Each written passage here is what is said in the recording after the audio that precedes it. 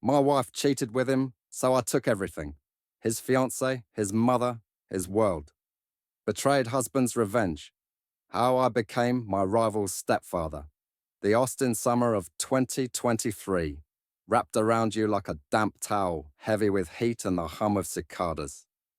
I'm Ethan Caldwell, a 38-year-old architect with a decent gig at a downtown firm. My life looks solid. A craftsman house in Hyde Park, a decade-long marriage to Lauren, my college sweetheart, and buddies who'd show up for poker or Longhorns games.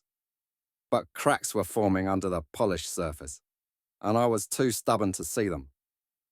Lauren and I go back to 2004, University of Texas days. She was an art history major, always sketching old churches in charcoal. I was the practical guy, drafting floor plans, not dreams. We bonded over late-night tacos on Guadalupe Street, arguing about Gaudí versus Gehry like it mattered. By 2013, we tied the knot under Zilker Park's oaks, swearing we'd beat the odds. 10 years in, though, something was off. Lauren started staying late at a gallery job, texting about work drinks with no details. Her phone suddenly locked tight. I noticed her lingering in the shower, the faint whiff of unfamiliar cologne on her scarves. I didn't want to believe it, not my Lauren. It was a muggy Thursday when the truth hit. I ducked out of a site visit early, grabbed Torchy's tacos for a surprise dinner. The house was too still, her car in the drive but no lights on. Then I heard it, a low chuckle, not hers, from our bedroom. My gut churned. I crept upstairs, heart pounding, and peeked through the door crack.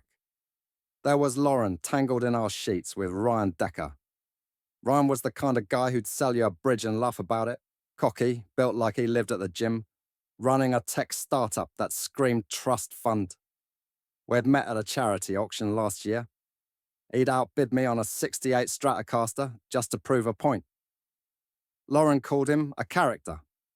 A character didn't climb into my bed with my wife. I didn't storm in or scream. A cold rage settled instead. I slipped out, drove to a grimy bar on 6th Street, and nursed a whiskey I didn't drink. Ryan thought he could take what was mine and strut away. He was wrong. Next morning, I faked a stomach bug and got to work. Ryan's life was an open book online.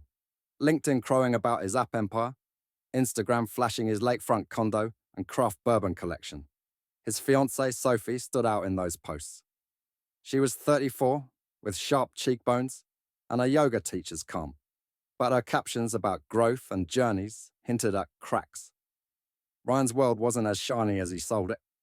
I spotted Sophie at a South Congress cafe, sipping kombucha over a worn copy of East of Eden. I grabbed a drip coffee, sat nearby, and waited for my moment. When she headed for a refill, I clumsily bumped her elbow. "Damn, my bad," I said, offering a sheepish smile. "Didn't mean to mess up your morning." She waved it off, eyes kind but tired. "No worries. Just lost in Steinbeck." "Bold choice for a weekday. You must like the heavy stuff." We chatted. Novels, Austin's traffic, the hunt for decent breakfast tacos. She laughed twice, and I left with her number, saved as Sophie Coffee. It was easy from there. A quick text about a bookshop event, a random meet-up at a farmer's market stall. Sophie was lonely. Ryan's late nights and investor meetings left her adrift. I played the sympathetic ear, dropping vague hints about my own rough patch with Lauren. She didn't push, just opened up more.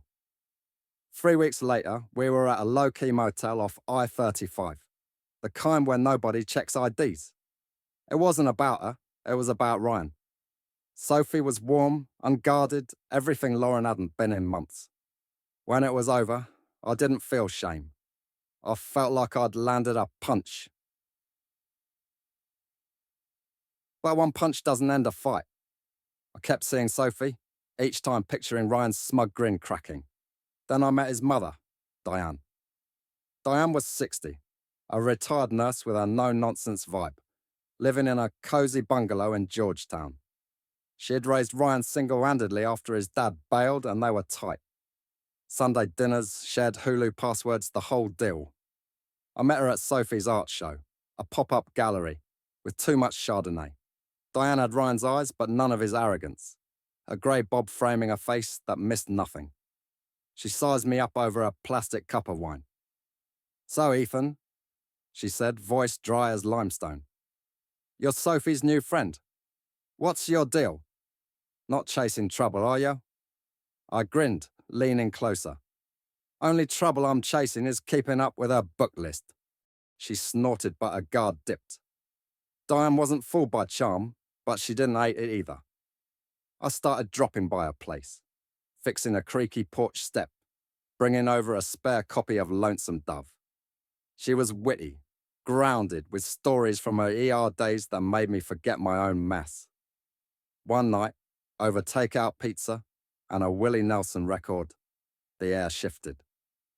We ended up in her bedroom, her laughter fading into something quieter. I stayed till dawn. This wasn't just about Sophie anymore. I was in Ryan's family, his roots. I was the shadow he'd never shake. Lauren caught on in October. I'd gotten sloppy, left my phone out, Sophie's texts stacked above Diane's missed call. Lauren's face went from ghost white to furious, her voice shaking as she pieced it together. She hurled a coffee mug, screamed I was a monster. I didn't flinch. "You did this," I said, voice flat. "You and Ryan." "You're sick," she choked out.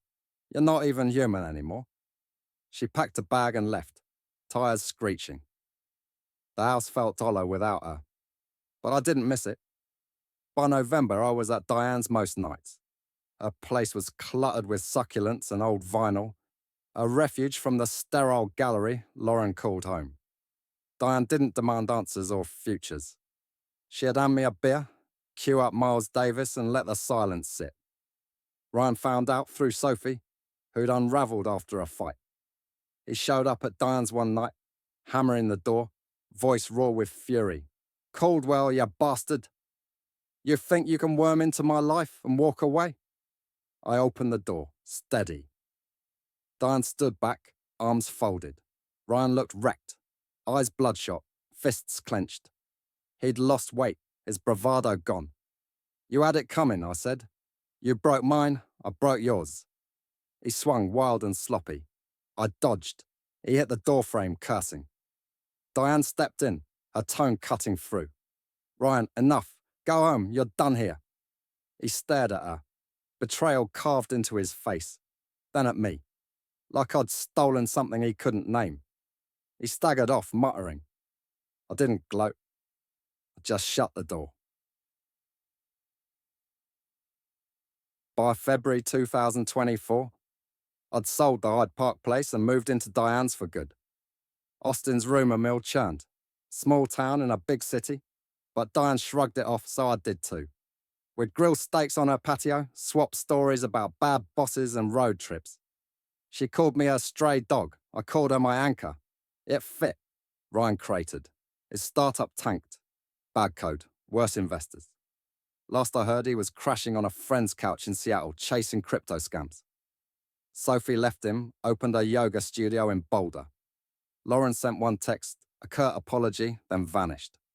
I didn't reply. Nights when the house was quiet, I'd trace the dominoes back, one betrayal toppling the next. I didn't regret Diane. Didn't regret the peace we'd carved out. But sometimes, staring at the ceiling, I wondered what I'd traded to get here. For now, I had Diane's hand in mine, a cold Shiner Bock and Coltrane on the stereo. In Austin, that's enough. Thanks for watching until the end. If you enjoyed today's story, don't forget to like, share, and subscribe to the channel so you won't miss out on even more amazing stories coming soon. See you in the next video.